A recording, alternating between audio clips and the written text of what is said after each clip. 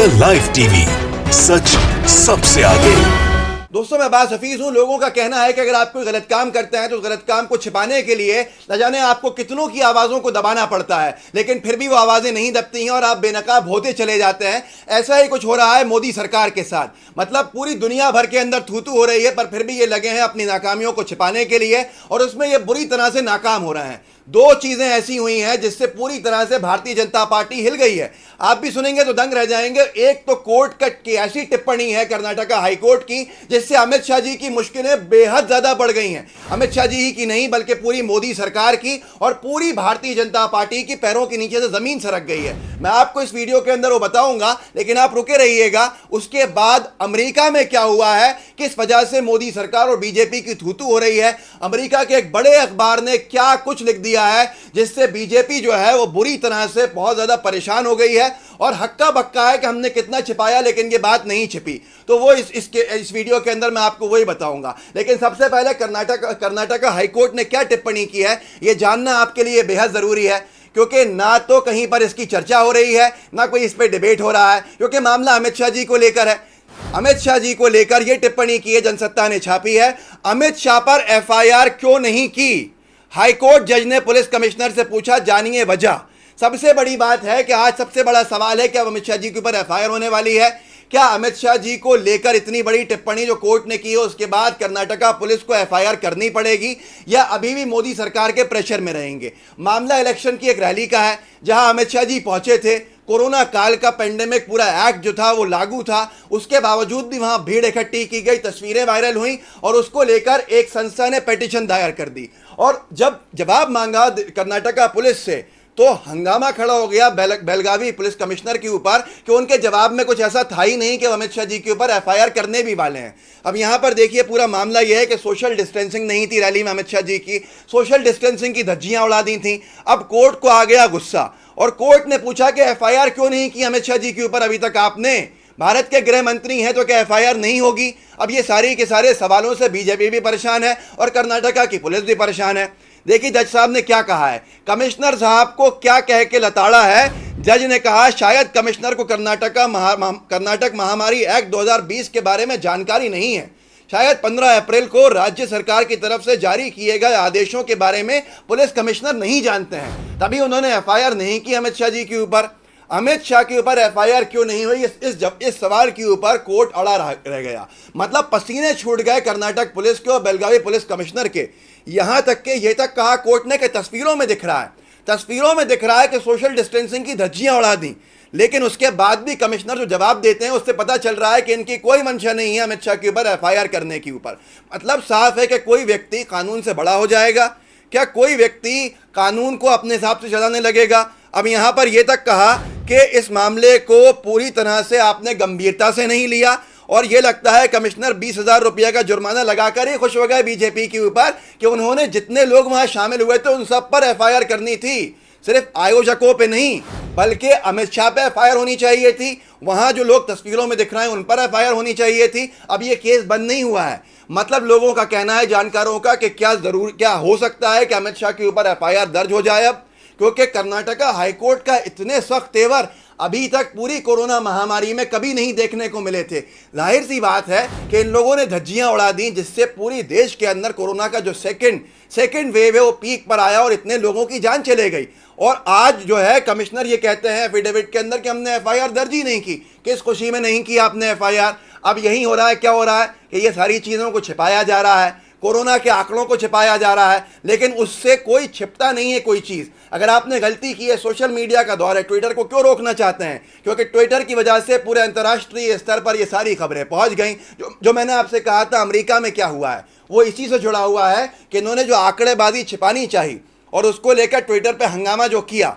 New York times ने आज जो छापा है, राहुल गांधी जी ने शेयर भी किया है, ये उसका स्क्रीनशॉट है और उसमें लिखा है, आप सोच नहीं सकते कि भारत का कोविड का जो आंकड़ा है वो कितना हो सकता है।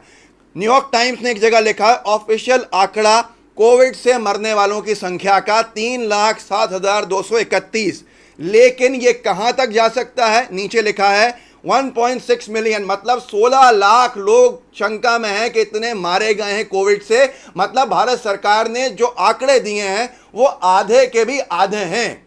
16 लाख बता रहा है न्यूयॉर्क टाइम्स के। इतनी जानें गई हैं जो अंदाज़ा लगाया जा सकता है। न्यूयॉर्क टाइम्स ने कहा है कि अगर आप चलिए थोड़ा सा देख लीजिए कि जिन लोगों को कहा जा रहा है भारत के अंदर के साहब हो सकता है जो मौतें काउंट में नहीं आई, घर में ख़त्म हो गए 6 लाख लोग ख़त्म हो सकते हैं, लेकिन ये अंदाज़ा लगा रहे हैं। पर अंदाज़ा क्या हो सकता है कि अगर ये वर्स्ट सिनेरियो है कि जिसकी आप कल्पना नहीं कर सकते, जिस दौर से भारत निकला है, हो सकता है 42 लाख लोग ख़त्म हो जाएंगे जब तक ये कोरोना महामारी चलेगी। तो आप सोच सकते हैं क्या हालात हैं कि 6 लाख कोरोना महामारी का आंकड़ा बताती है सरकार। ये न्यूयॉर्क टाइम्स का कहना है कि हो सकता है हम 6 लाख लोगों को खो दें, लेकिन 42 लाख लोग मर सकते हैं कोरोना महामारी से भारत में। अब आप सोच सकते हैं कि हालत क्या है। अब इसी के साथ साथ न्यूयॉर्क टाइम्स ने और फजीहत कर दी मोदी सरकार की, और जम के बेइज्जती हो गई और थूथू हो गई। अब यहाँ पर ये लड़ाई भारत से नहीं है भैया। जो बीजेपी सरकार लगी रहती है ना कि भारत को बदनाम, नहीं, ये मोदी सरकार और बीजेपी सरकार को बदनाम करने का आप कह सकते हैं, क्योंकि उनकी गलतियां हैं उससे वो बदनाम हो रहे हैं। लेकिन ये लड़ाई भारत की नहीं है, बल्कि सरकार की नाकामियों को अगर कोई पत्रकार दिखा रहा है तो आप ये नहीं कहेंगे कि ये भारत की लड़ाई हो गई। न्यूयॉर्क टाइम्स ने ट्विटर को लेकर भी, जो ट्विटर के इन्होंने जो मत मारी गई है, ट्विटर के ऑफिस के ऊपर जो नोटिस भेजने के लिए पुलिस को भेज दिया था स्पेशल सेल को, वो भी सही से नहीं उतरा है लोगों के। आप ये देखिए, विनोद कापड़ी साहब ने न्यूयॉर्क टाइम्स का एक और आर्टिकल शेयर किया है और लिखा है, फिर से न्यूयॉर्क टाइम्स में तारीफ छप गई है मोदी जी। अब की बार तो ये भी लिखा है कि आतंकियों से लड़ने वाली फोर्स ट्विटर के दफ्तर भेजा गया। कमाल का इतिहास रच रहे हैं सर आप।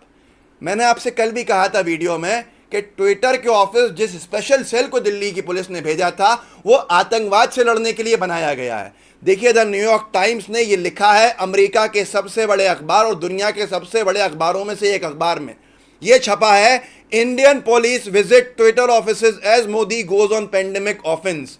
ये हेडलाइन अपने आप में शर्मिंदा करने वाली हेडलाइन है कि भारतीय पुलिस ट्विटर के ऑफिस पर गई जब मोदी जी, जो मोदी सरकार है और ख़ास तौर पर मोदी, पेंडेमिक जो आपदा है इसके डिफेंस में, इसके अपने बचाव के अंदर आगे आ गए, इसलिए पुलिस को भेज दिया गया। और ये भी नीचे लिखा गया कि ये क्लियर मैसेज दिया है मोदी सरकार की तरफ से कि वो किसी को भी नहीं बर्दाश्त करेंगे, एंटरटेन करेंगे।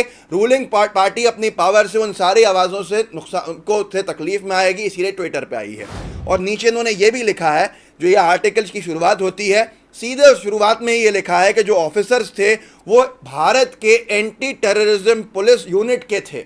आतंकवाद से लड़ने वाली पुलिस का जो सेल है उसको भेजा गया। भाई ये किस लिए भेजा गया?